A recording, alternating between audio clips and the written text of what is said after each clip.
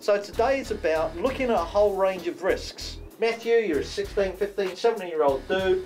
I don't want to do anything that's going to give you a buzz. What are you going to say? You can turn around and say, yeah, right. So everyone wants to have a buzz. There's just ways you can get the buzz without trying to kill yourselves. So welcome to Kokako Lodge. Over here behind me is the trapeze or leap of faith. The use of the outdoor ed is to say, well, here's a big tall pole. I want you to climb up the top of it. It's about 30 foot high. Stand on the top of it, dive off it, and we'll be absolutely fine. And the kids go, are you crazy? Okay, we're going to put you on one of these things. Does everyone know what these are? Harness. Harness, who's put them on before? Put your hand up. We identify the risk. The risk is peer pressure, driving fast, driving boozed, not wearing your seatbelts, not stopping for cops. Those are the risks. Now we're going to put you in a harness. We're going to have people support you. We're going to let you do this, still get the huge buzz out of taking the risk, but now in a safe way. That's it, step up. Good work. 1, 2, 3. All guys. That was awesome. That was amazing.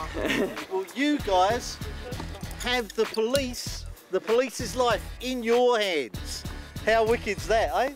Well, it's all well and good for me to sit there as a youth aid officer and say blah, blah, blah. You should be doing this, you should be doing that. I think it's important that if I'm telling the kids this is really good and it's about taking risks in a controlled environment, that I actually do it as well.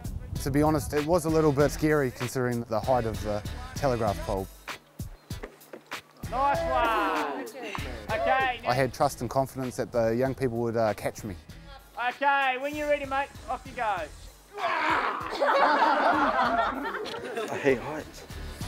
3, 2, 1, and jump. Because most of our learners are kinesthetic, they're experiential. You can try hang upside down? No, all good. Go.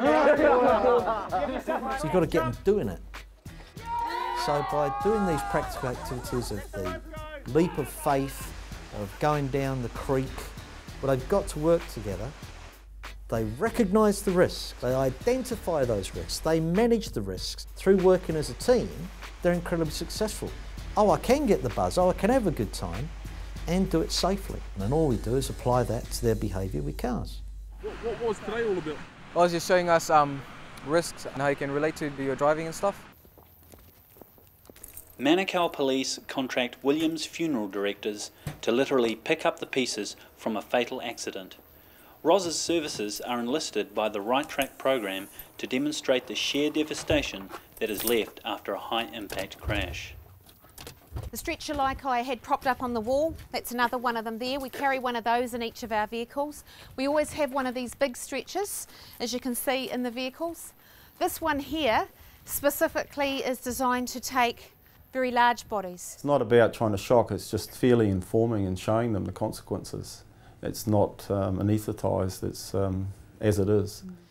When my phone goes at 2 AM in the morning and I'm called to the crash that you have just caused, somebody's worst nightmare has just begun, because the only reason I'm called is that there is a death. There's crashes that I have been to where the person is no longer in one piece.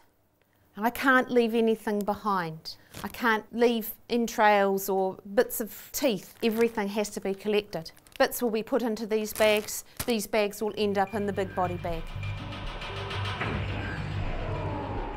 This is what happens. You've gone out, you've got drunk, gone too fast, you're dead, you're now laying on my table.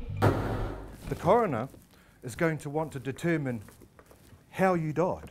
You're going to come across the coroner's mortuary table, and the first thing they're going to do is they're going to open up your body using a great big huge post-mortem scalpel. They're going to get themselves out a nice big pair of garden loppers like this. Crack, crack, crack, crack, crack, crack. Now your breastplate's just sitting there. They're going to pull that off. That's going to end up on the dissecting table. If I don't preserve you, within a couple of days, you're going to start to smell quite badly. I need to actually embalm your body. These are what they call injector needles. Okay, those attached to my embalming machine. We can get you back to about 95% of what you looked like.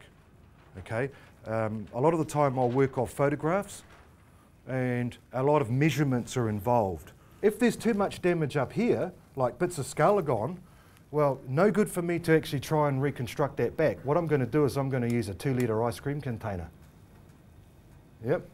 The plastic off a 2-litre ice cream container is absolutely ideal for moulding using the hairdryer. So already half of you isn't actually you. There's something else. The government needs to turn around and say, well, actually, we're not going to let 15-year-olds have access to cars that can go ridiculous speeds. It's a shared responsibility and we have to do something about it. Manukau police officer Al Filipina was called out to a fatal car crash involving 4 youths between the ages of 15 and 17.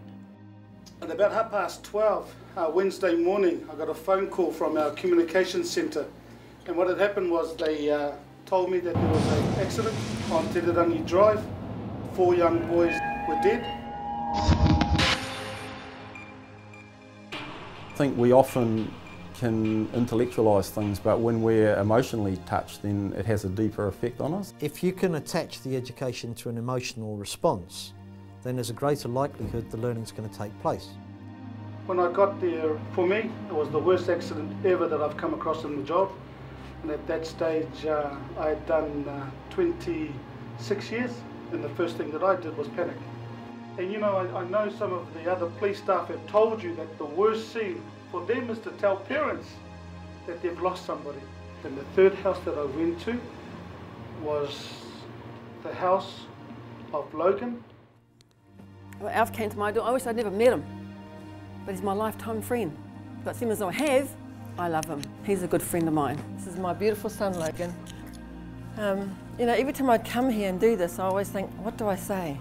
I'm grateful that I have this opportunity to share with you my son's story, and I do this from the bottom of my heart.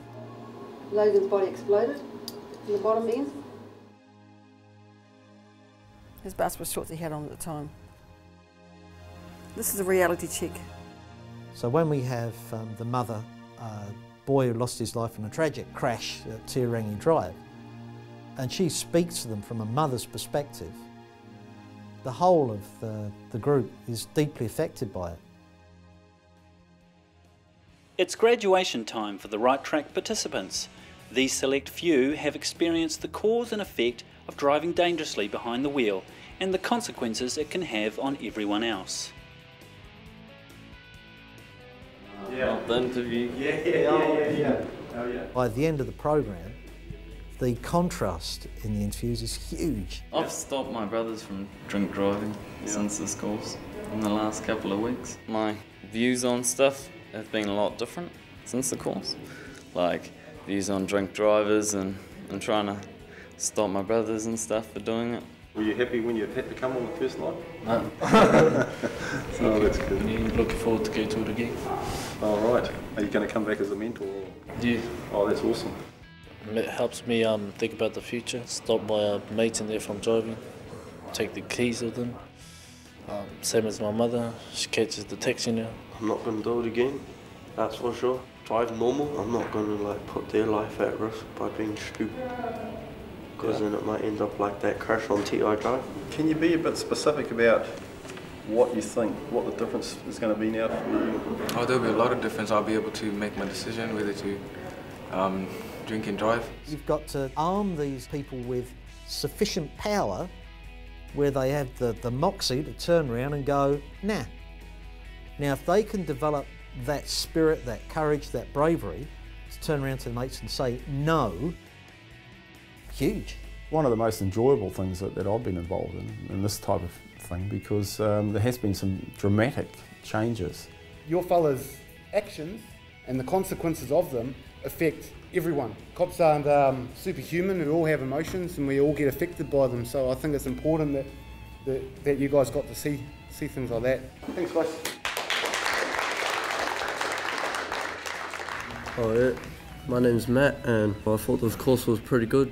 Made me change a lot in my life. Probably not going to do what I did again. My name is Kashif Hafi, and I'd just like to thank Helen and John for this great opportunity. I've learned a lot of things, seeing the consequences, what stupid choices can do, and I reckon this whole program and everything in life is all about making the right choices, and I hope everyone's learned from that and they do make the right choices.